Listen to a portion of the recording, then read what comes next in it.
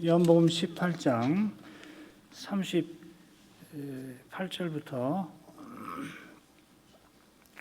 19장 8절까지 맹독하겠습니다. 18장 38절부터입니다. 빌라도가 가로되 진리가 무엇이냐 하더라. 이 말을 하고 다시 유대인들에게 나가서 이르되 나는 그에게서 아무 죄도 찾지 못하노라. 유월절이면 내가 너희에게 한 사람을 놓아주는 전례가 있으니 그러면 너희는 내가 유대인의 왕을 너희에게 놓아주기를 원하느냐 하니 저희가 또 소리질러 가로되 이 사람이 아니라 바라바라 하니 바라바는 강도로라. 이에 빌라도가 예수를 데려다가 채찍질하더라.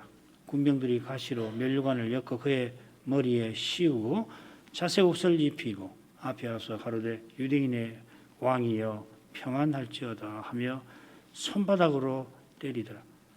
빌라도가 다시 밖에 나가 말하되 보라 이 사람을 데리고 너희에게 나오나니 이는 내가 그에게서 아무 죄도 찾지 못한 것을 너희로 알게 하려 함이로라 하더라. 예수께서 다시 면류관을 쓰고 자색옷을 입고 나오시니 빌라도가 저에게 말하되 보라 이 사람이로다 하며 대제사장들과 하속들이 예수를 보고 소리 질러 가로되 십자가에 못 박게 하소서 십자가에 못 박게 하소서 하는지라. 빌라도가 가로되 너희가 친히 데려다가 십자가에 못 박으라. 나는 그에게서 죄를 찾지 못하노라. 유대인들이 대답하되 우리에게 법이 있으니 그 법대로 하면 저가 당연히 죽을 것은 저가 자기를 하나님의 아들이라 함이니이다. 빌라도가 이 말을 듣고 더욱 두려워하여 거기까지입니다. 빌라도가 새벽에 공회의 고소를 받고 예수님을 신문합니다. 고소 내용은 예수께서 유대인의 왕이라 주장하신 겁니다. 가야바가 거짓 증인들을 잔뜩 동원했지만 되질 않자 맹세를 이용해서 예수님의 자백을 이렇게 받아낸 거죠. 그러나 예수님께서는 늘 옳다 아니라 하셨지 한 번도 자기가 하나님의 아들 아닌 것처럼 말씀하시지 않았습니다. 게다가 홍해는 참난죄로 정죄해놓고서는 반란죄로 고소합니다. 빌라도가 그들의 시기를 잘 압니다. 더욱이 죄 없는 예수님을 정죄할 경우 민중의 반발이 두렵습니다. 그런 터여서 예수님에게 당신이 정말 유대인의 왕인가 묻습니다마는 주님께서는 그가 홍해의 악한 모의에 가담하지 않도록 대답하십니다. 빌라도는 주님 말씀에 질문의 속내가 들킨 줄을 알고 화를 내며 불의한 신문을 이어갑니다. 신문을 이어가면서 빌라도가 내 나라 사람과 대제사장이 너를 내게 넘겼다 하고서 주님께서 유대인의 왕이신 점을 조롱하였습니다. 별 볼 일 없는 나라라 이 말이죠. 주님께서 신령한 일에 무지한 그를 일깨우십니다. 36절부터 읽겠습니다. 예수께서 대답하시되 내 나라는 이 세상에 속한 것이 아니라 만일 내 나라가 이 세상에 속한 것이었다면 내 종들이 싸워 나로 유대인들에게 넘겨오지 않게 하였으리라. 이제 내 나라는 여기에 속한 것이 아니니라. 빌라도가 가로면 그러면 내가 왕이 아니냐.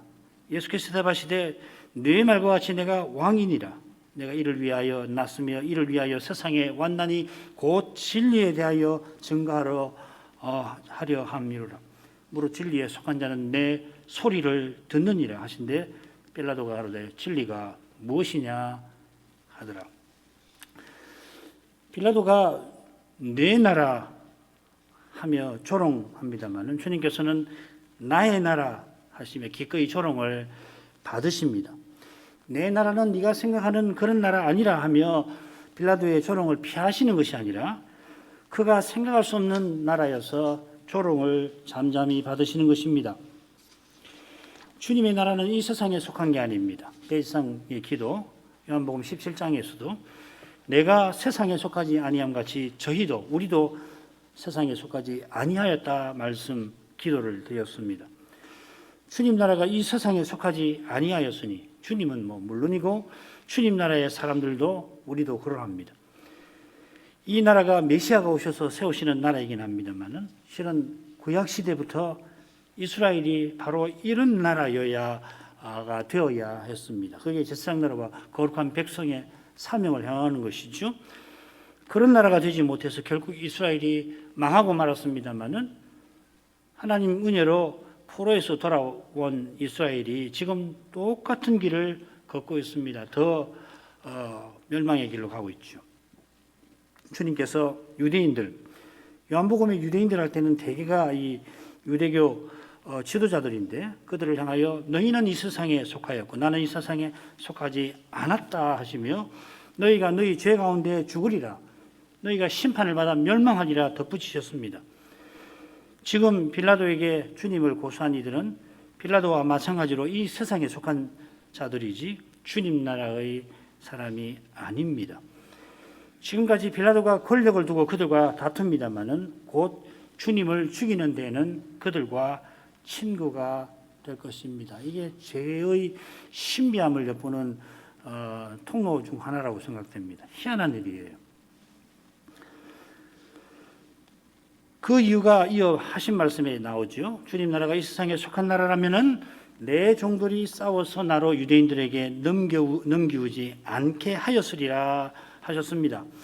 여기 종이라는 말이 겟세마네 동산에 와서 주님을 체포하러 했던 그 하속들을 가리키는 표현, 하속과 같은 표현입니다. 주님께는 하늘 성전에 하속들이 12영보다 많습니다. 군남 12군남보다 많다 하셨습니다. 이사야 시대에 주의 천사 하나가 천사 하나가 아시리아 대군 18만 5천 명을 하룻밤에 전멸을 시켰습니다. 유대인들은 말할 것도 없고 대제국 로마인들도 맞서지 못합니다. 주님께서 유대인들에게 넘겨주신 것은 힘이 없어서가 아니라 반대로 전능하셔서 그리 되셨습니다. 아니 그리 되게 하신 것입니다. 여기 이 주의 전능은 무엇보다 언약을 이루는 점에서 전능하신 것입니다. 다른 일에서 다 전능하십니다만은 성경에서 전능하다고 할 때는 그 점을 특별히 강조하는 겁니다. 주님께서 부자 청년의 일을 두고서 사람으로서는 할 수 없으되 하나님으로서는 다 하실 수 있느니라 하셨습니다. 죄인을 구원하는 일에서 하나님의 전능하심이 환히 드러납니다. 하나님이 죄인의 자리에 서시는 일은 그저 사람으로서 생각할 수 없는 일일 뿐만 아니라 하나님이신 그리스도께서도 할 수만 있다면 이 잔을 내게서 지나가게 하옵소서 기도하실 만큼 이건 어려운 일입니다. 십자가가 하나님께도 그리 간단한 일이 아닙니다. 십자가를 쉽게 생각하는 이유가 바로 자신의 죄를, 인생의 죄를 쉽게 생각하는 데 있는 것입니다. 죄는 오직 하나님께만 이기십니다. 달리 표현하면 죄가 이기지 못할 것이 없습니다. 율법이 신령한데도 우리의 죄에게 이용당합니다.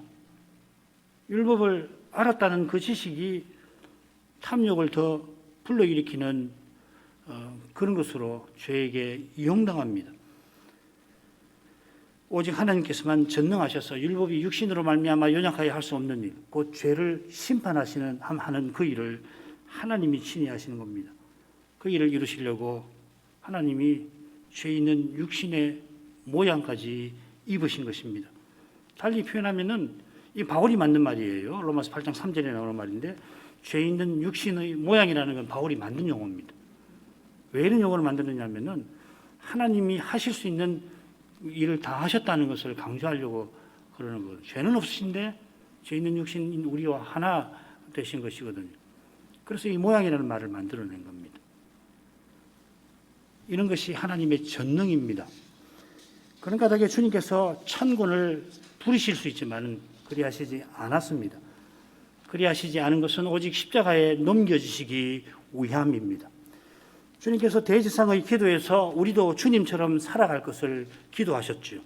우리가 주님처럼 이 세상에 속하지 않지만은 주님께서 우리를 이 세상에서 즉시 데려가지 아니하시고 이 세상에 있게 하십니다.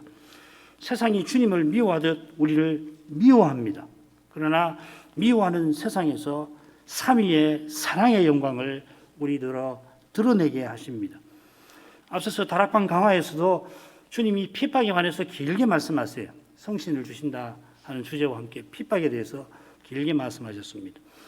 주님께서 우리의 악을 주님의 하나님의 선으로 바꾸신 것처럼 우리도 선으로 악을 이기게 하십니다. 바로 여기서 삼위의 영광, 특별히 이 사랑의 영광, 이 희한한 영광, 죄인은 인생을 심판하지 않고 오히려 구원하시는 사랑의 영광이 우리를 통하여 세상에 나타나는 겁니다. 왜 이런 방식으로 하시는지 여전히 다 헤아리지 못합니다. 우리가 평생 헤아려도 못할 것입니다. 모든 사람이 다 달라붙어서 이 문제를 풀어도 풀 수가 없을 겁니다. 그러나 분명히 하는 것은 우리가 그리스도와 함께 고난받게 하신다 하는 것입니다. 여기서부터 지금 이곳에서 우리가 그리스도와 함께 살게 하시는 겁니다. 주님처럼 자기 십자가를 지게 하십니다. 주님의 십자가가 사람의 눈에는 패배이지만은 실은 승리이듯이 자기 십자가를 지는 교회와 신자가 당장에는 지는 것 같지만 실은 이기는 것이에요. 잃는 것 같지만은 모두 없습니다. 주님의 모두 버려야지 주님께서 전부 되어주시는 것입니다. 주님도 없고 우리가 원하는 것도 손에 쥐고 그런 법 없습니다.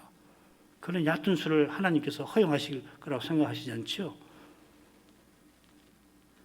빌라도가 그러면 네가 왕이 아니냐 합니다. 아까 아침에도 말씀드렸습니다마는 네가 왕이 아니냐 이렇게 읽으시면 안 됩니다. 그러면 네가 왕이 아니냐?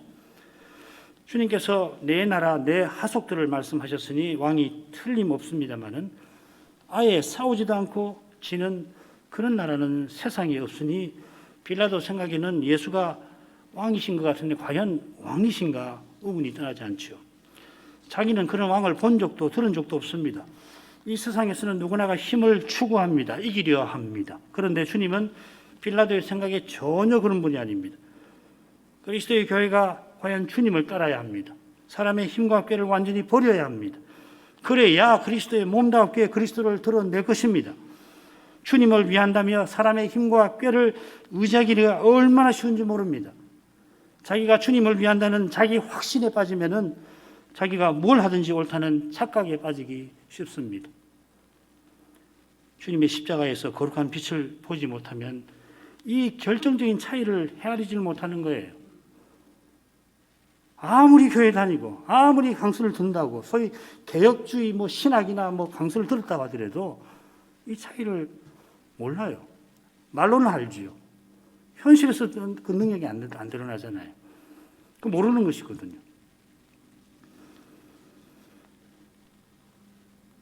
늘 주의 영광을 봐야지 바울 사도처럼 내가 날마다 죽노라 참으로 고백할 수가 있습니다. 내가 죽어야 그리스도께서 내 안에 사시는 실정이 비로소 드러나는 것입니다. 그렇게 아니하면 빌라도처럼 주님의 통치에 관해서 의문이 떠나지 않을 것입니다. 어제 하나님 나라를 맛보더라도 오늘 이 세상을 경험하고 말 것입니다. 주님께서 네 말과 같이 내가 왕이니라 하십니다. 이게 참 번역하기는 어렵습니다. 내가 왕이니 네가 그렇게 말하는 거라 이렇게도 새길 수가 있고요. 네가 나를 왕이라고 말하는 것이지 나는 네가 말하는 그런 왕 아니다.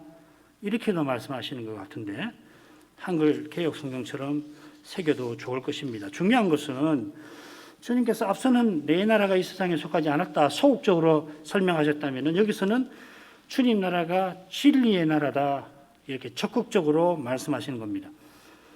예수님께서 실컷 진리를 증거해 오셨습니다. 달리 표현하면 언약을 이루고 오셨다는 말입니다. 같은 말이에요. 요한복음에서 이 진리라는 말은 언약을 이루는 것 이렇게 이해하시는 게 좋습니다. 이 언약 중에 다윗 언약이 있습니다. 다른 언약들도 이 언약과 하나지요. 주님께서 다윗의 후손으로 오셔서 하나님의 집과 나라를 세우십니다. 그 일을 위하여 이제 십자가로 나아가십니다. 바로 이것이 주님이 말씀하시는 진리입니다. 여기서 말하는 진리는 그저 거짓과 대립되는 참이라는 말이 아니고 그런 것도 사실이지만은 하나님의 언약을 이루는 진리라 하는 겁니다. 안 그러면 자꾸 철학적인 참과 거짓 여기에 매이기 쉬워요. 물론 그런 뜻도 있습니다. 그런데 그보다 더 중요한 것은 언약을 이룬다는 겁니다. 기독교의 진리관이 참 특이하죠. 이를 위하여 주님께서 나시고 세상에 오셨습니다. 세상에 오셨다 덧붙이신 것은 다른 사람과 달리 하늘에서 내려오신 분임을 강조하고 요한복음은 늘 이 점을 교훈하고 있죠. 진리에 속한 자는 이 세상에 속하지 아니한 자고 주님 나라에 속한 자입니다. 그는 내 소리를 듣는다 하십니다. 주님께서 자기를 목자라 하시고 내 양은 내 음성을 듣고 나를 따른다 하셨습니다. 10장에 나오죠. 우리 교회는 일찍이 이 목자와 양의 비사에 담긴 이 교훈을 배웠습니다. 중요한 것은 목자이신 주님이 양무리 곧 보편의 교회를 역사의 가도에서 저 영광의 목표로 인도하고 계신다는 바로 이 사실입니다. 주님의 음성을 듣는 교회와 신자는 주님과 같아지는 순간을 향하여 나아가는데 그 음성을 주일 예배의 강설에서 일상의 성경 읽기를 통해서 듣는 것입니다. 주님의 음성을 듣는 일, 그 음성이 들리고 듣는 일, 이 음성이 주일 강설에서 들리고 일상의 이 성경 읽기에서 그 음성을 듣는 일이 소위 교회의 표주와 은혜의 강도에서 핵심입니다. 이게 안 되면은 말뿐이죠. 교회답게 존재하고 교회답게 전진하는 길이 주님의 음성을 듣는 데 달려 있습니다. 이 역사적 전진을 실감하지 못한다면은 심각한 장애가 교회와 신자에게 생긴 거라 그렇게 말할 수가 있습니다. 성도의 사귐을 말할 때 이 역사적 전진과 딱 붙어 있는 것입니다. 우리끼리 잘 지내자, 편하게 지내자, 그거 아니죠. 성도의 교제라고 하는 것이. 그리스도와 교제하며 그리스도에게로 나아가는 이것이 베드로의 시대의 교회의 사명에 속한다 우리는 배웠습니다. 이런 말씀을 빌라도는 깨닫지 못합니다. 진리가 무엇이냐 하고서 나가버리는데 이 질문이 빌라도가 속한 그 세상 중심에서 대단히 중요했을 겁니다. 그 중심지가 아테네인데 바울이 이때로부터 20년 후에 그 질문에 대한 답을 제시할 겁니다. 철학자들에게. 그런데 당시 철학자들, 스토아나 또 에피쿠로스 철학자들은 진리 자체에 대한 관심보다는 이건 회의적이게 돼요. 어떻게 삶에서 행복을 얻는가에 관심을 쏟았습니다. 그런 시대 정신을 반영이라도 하듯이 빌라도는 진리가 뭐냐고 묻고는 주님의 대답을 듣지도 않고 관정에서 나가버립니다. 진리가 자기 앞에 계십니다마는 진리신 주님의 소리를 듣지 못합니다. 직접 주님의 음성을 들어도 깨닫지 못합니다. 오직 은혜로만 주님의 음성을 듣습니다. 주님의 음성을 듣는 거기서 진리가 드러납니다. 언약이 이루어집니다. 믿음은 이 주님의 음성을 듣는 데서 나는 것입니다. 주님을 듣지 못하면 믿지 못합니다. 로마서 10장의 주제가 바로 이것입니다. 18절 하반절부터 40절까지입니다. 이 말을 하고 다시 유대인들에게 나가서 이르되 나는 그에게서 아무 죄도 찾지 못하노라. 유월절이면 내가 너희에게 한 사람을 놓아주는 전례가 있으니 그러면 너희는 내가 유대인의 왕을 너희에게 놓아주기를 원하느냐 하니 저희가 또 소리질러 가로되 이 사람이 아니라 바라바라 하니 바라바는 강도로라. 빌라도가 관정을 나가서 유대인들, 공회원들에게 말합니다. 고소하러 온 사람들이죠. 빌라도는 나로서는 하고서 예수님에게서 아무 죄를 찾지 못한다 합니다. 찾지 못했다 하지 않고 못한다고 말합니다. 계속해서 이 말을 써요. 아무 죄 없는 사람이라면 당연히 방면해야 합니다. 유대인들에게 그런 판결을 발표하러 나가야 합니다. 총독으로서 빌라도의 관심은 치안 유지에 있습니다. 치안은 물론 무엇보다 공정한 법 집행이 중요하죠. 그런데 잊어서 안 되는 것은 그와 아울러 가난한 백성을 돌봐야 말 그대로 치안, 참된 안녕이 그 국가와 사회에 자리 잡을 겁니다. 빌라도는 그저 민원이나 밀란이 생겨 기존의 질서를 흔들거나 자기에게 성가신 일이 없기만을 바랍니다. 총독 임기를 채워서 두둑히 돈을 챙기고는 로마의 정치계로, 원로원으로 돌아가는 것이 소원입니다. 거기가야 신나거든요. 제국의 중심에 앉아서 그렇게 권세를 부려야 재밌지 여기 있어갖고는 별 재미 없는 거거든요. 예수님을 처벌할 이유가 없지만은 유대인들 지도자들이 그를 시기하니 방면하지를 못하는 것입니다. 빌라도가 타협안을 제시합니다. 유대 지도자들이 미워하는 예수를 죄인 취급하면서도 그를 정죄하여 민중의 반발을 사지 않는 것입니다. 그게 바로 6월절에 유대 민족이 원하는 제수 하나를 사면해 주는 것입니다. 빌라도가 먼저 이 전례를 생각해내고 지금 제시하는 것이 아니라 성경 공간복음 읽어보면 마침 바라바를 추종하던 사람들이 이 관정에 몰려와서 이 전례를 알고 있으니까 이 명절 아침에 찾아와가지고 요구를 했던 것 같아요. 빌라도가 예수님과 대화하는 중에 그 요구를 듣고서 그게 공의의 부당한 요구를 물리치는 묘안이 될 수 있겠다 생각했을 수 있습니다. 잘 모르겠어요. 진리가 무엇이냐 묻고 그때 듣고서 나갔는지도 모르겠고요. 정치하는 사람도 머리 빠르잖아요. 순간순간적으로 머리가 팍팍팍 돌아가는데 아마 그 이야기를 듣고서 이게 되겠다 하고서 갔을지도 모릅니다. 잘 모르겠는데 그럴 수도 있을 겁니다. 빌라도가 사람의 꾀로 곤경을 피하려 한 것입니다만 그의 꾀가 이번에는 통하지 않습니다. 이번에만 통하지 않는 것도 물론 아닙니다. 당장에는 사람의 꾀가 통하는 것처럼 보일 뿐이지 실은 하나님의 뜻이 항상 이루어지는 겁니다. 이번에는 당장에도 통하지 않지요. 왜 그러냐면 단연 주님의 십자가에 있습니다. 그 꾀가 주님의 십자가의 장애가 되기 때문에 당장에도 통하지 않을 겁니다. 빌라도가 전례를 통해서 예수님을 놓아주려 합니다만 사람들이 소리질러 반대합니다. 또 소리 질렀다, 다시 소리 질렀다 한 것처럼 관정 안에서 빌라도가 예수님을 신문하고 있을 때 무리가 소리를 질러 요구했다는 것을 확인할 수가 있죠. 그들은 예수님을 이 사람이라 무시하며 바라바를 택합니다. 이름도 되질 않지요. 반면에 빌라도는 예수님을 유대인의 왕이라 부르며 놓아주려 합니다. 소리 지르는 사람들도 빌라도처럼 이 세상에 속한 사람들입니다. 그들은 자기네가 지지하는 바라바를 구명하려 합니다마는 예수님은 만민의 생명을 구하려고 십자가로 나아가십니다. 그게 하나님 뜻이라고 그렇습니다. 그러나 빌라도나 소리 지르는 사람들은 사람의 뜻을 이루려고 합니다. 대제사장의 무리도 예수를 죽이려고 바라바를 구명하는 사람들을 선동합니다. 빌라도가 바라바를 놓아주고 예수께서 공의가 바라는 대로 십자가에 달리십니다마는 그들의 뜻이 이루어진 게 아니라 하나님의 뜻이 이루어진 겁니다. 그래 무서운 심판이 그들에게 들이닥칠 겁니다. 역사상 가장 무서운 일이 예루살렘에서 벌어질 것입니다.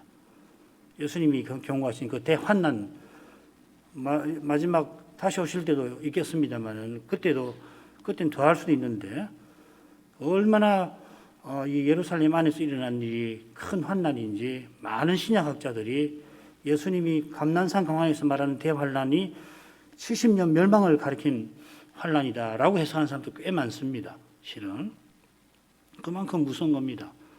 아우슈비츠 이야기를 많이 합니다만은 21세기, 20세기 2차 대전 후에는 아우슈비츠의 그 공포, 재난을 말합니다만은 비교해 보면은 예루살렘에 멸망할 때 당한 그 환난은 질이 다른 것 같아요.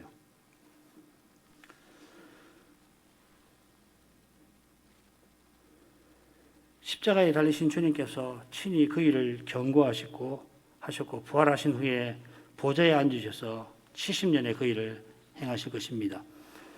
저는 주님께서 부활하셔서 모든 민족 가운데 사도를 보내어 그리스도의 몸을 세우십니다.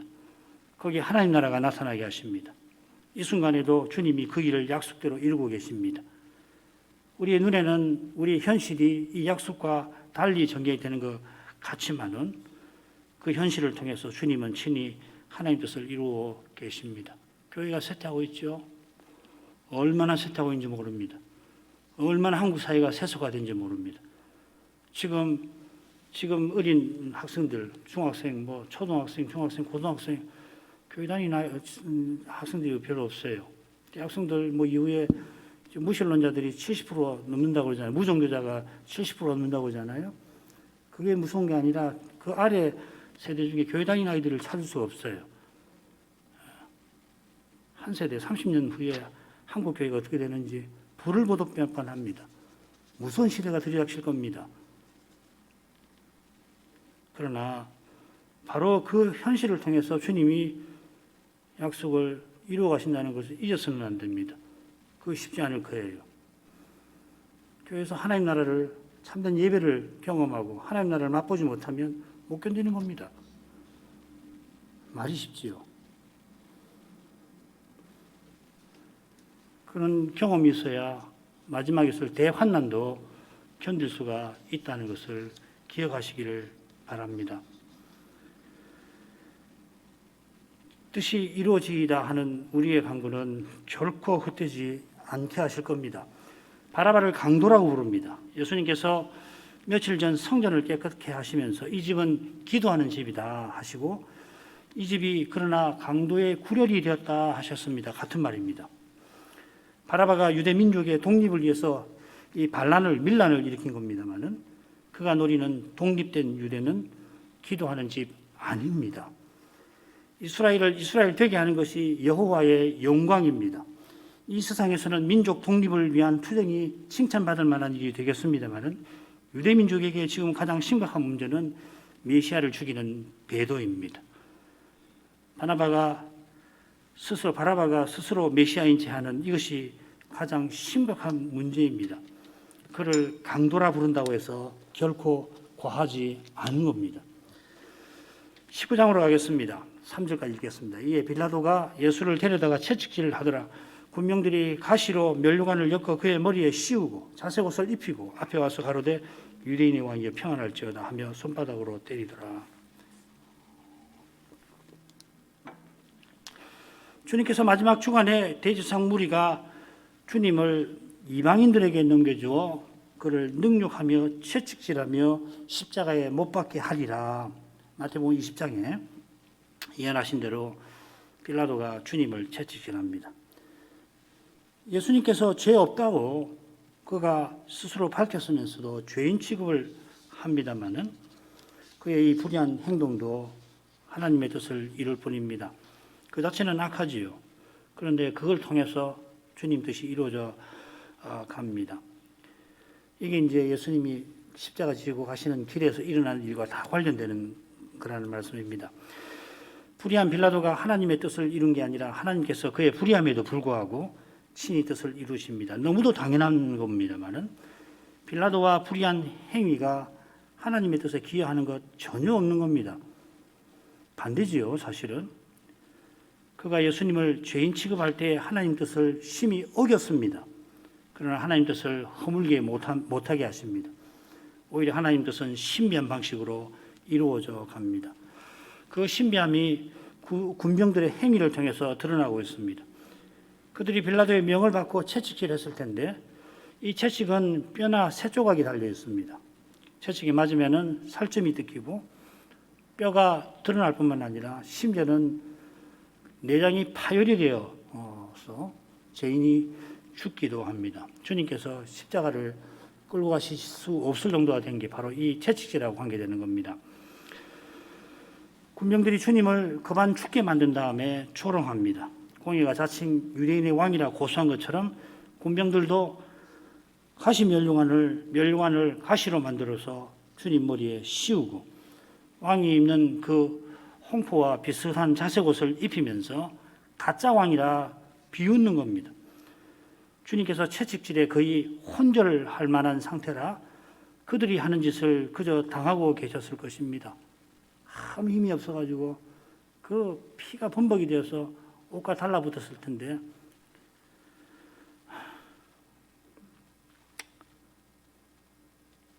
그들은 비웃을 뿐만 아니라 유대인의 왕이여 평안할지어다 손바닥으로 주님을 쳤습니다. 마치 로마 황제에게 인사하듯 말하지만 왕인치 않은 죄인에게 하듯이 그렇게 칩니다. 인생의 잔인함과 피로함이 극에 달합니다. 이 모독은 그저 한 사람을 향한 것이 아니라 하나님을 향한 것입니다. 로마서 15장 3절을 읽어보시기 바랍니다. 그저 죄 없는 무고한 사람을 멸시한 것이 아니라 하나님의 거룩한 영광을 경멸한 것입니다. 우리의 죄는 무릇 이런 성격을 갖습니다. 주님께서 이 조롱에서 당하신 고난의 깊이를 우리 인생은 다 헤아리지 못할 겁니다. 그 고난을 헤아리는 만큼 고난을 견디게 됩니다. 그저 주님 겪으신 고난에 비하면 내가 겪은 고난 아무것도 아니다. 그렇게 말하며 견디는 게 아닙니다. 내가 겪는 고난에서 주님의 고난을 보면서 주님이 내가 받을 고난을 이미 대신 다 받아주신 것을, 또 지금 내가 겪는 이 고난에 함께 해주신다는 것을 생각하며 견디는 것입니다.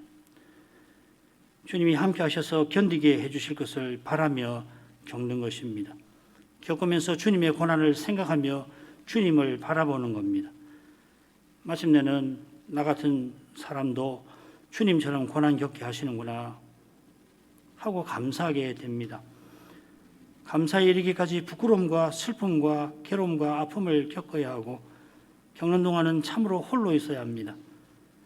중병에 걸렸을 때 경험 있으시면은 홀로 있죠. 결국은 옆에서 아무리 와서 아프냐 어떠냐 의사 선생님이 와서 뭐 약을 처방해 주더라도 홀로 겪잖아요.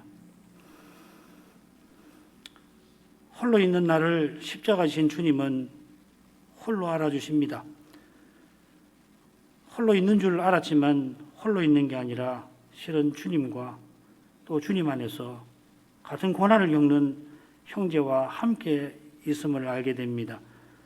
그리스도의 몸으로서 함께 있다는 것을 압니다. 지금 이 그리스도의 몸은 그리스도와 함께 고난받습니다. 그리스도의 몸은 그리스도의 고난을 받는 거기에 있습니다. 그 몸이 세상에 있지만 이 세상에 속하지 않아서 고난을 겪습니다. 죄의 현실에서 고난받지 아니하는 것은 실로 이상한 일입니다. 세상은 실로 이상한 곳입니다. 죄의 현실에서 이 세상처럼 하지 아니하는 것 자체가 이미 고난임을 아실 것입니다. 빌라도가 자기가 예수님에게서 아무 죄를 찾지 못한다 하는 사실을 보여주려고 예수님을 데리고 나옵니다. 그러나 예수님의 행색은 누가 봐도 멸시당한 죄인입니다. 빌라도의 말에 대제사장들과 하족들이 십자가 처형을 강력히 요구합니다. 그 광경에 빌라도가 예수님을 유대인들에게 넘기려 합니다마는 유대인들은 자기네 법에 따라 처형을 다시금 요구합니다. 오늘은 4절부터 6절 상반절까지만 생각하지요. 4, 5절 읽겠습니다. 빌라도가 다시 밖에 나가 말하되 보라 이 사람을 데리고 너희에게 나오나니 이는 내가 그에게서 아무 죄를 찾지 못하는 것을 너희로 알게 하려 함이로라 하더라. 이는 예수께서 가시 면류관을 쓰고 자색 옷을 입고 나오시니 이에 예수께서 가시 면류관을 쓰고 자색 옷을 입고 나오시니 빌라도가 저에게 말하되 보라 이 사람이로다 하며 빌라도가 다시 밖에 나가서 말합니다. 앞서 밖에 나왔을 때처럼 내가 그에게서 아무 죄를 찾지 못하는 중이다 말합니다마는 이제 그 사실을 군중들에게 특별히 공회에게 알게 하려 합니다. 그걸 알게 하려고 이 사람을 데리고 그들에게 나아간다 말합니다. 앞뒤로 이 사람이란 말이 4절과 6절에 나오지요.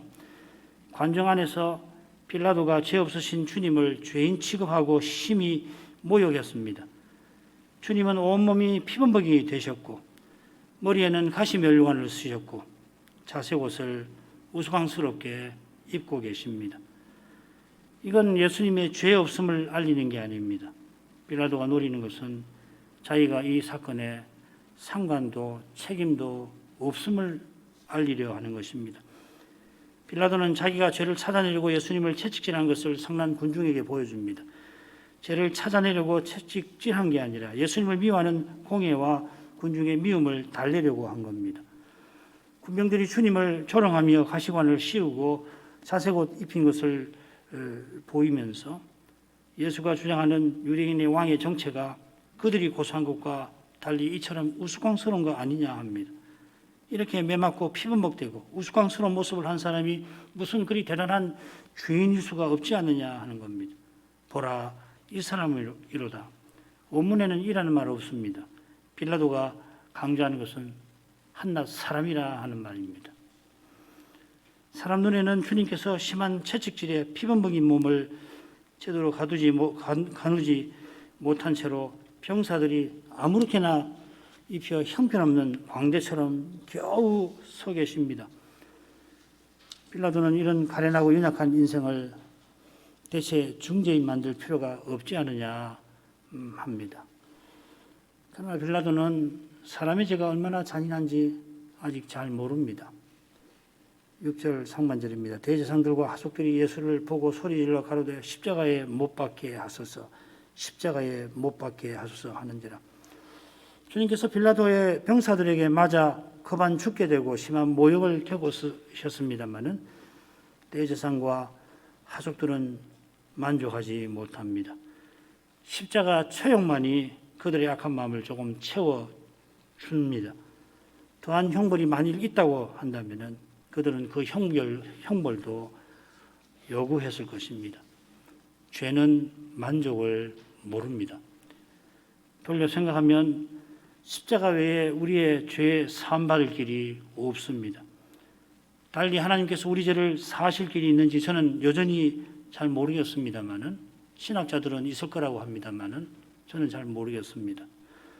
그러나 저로서는 주님의 십자가 외에 이 무서운 죄에서 벗어날 길을 알지 못합니다.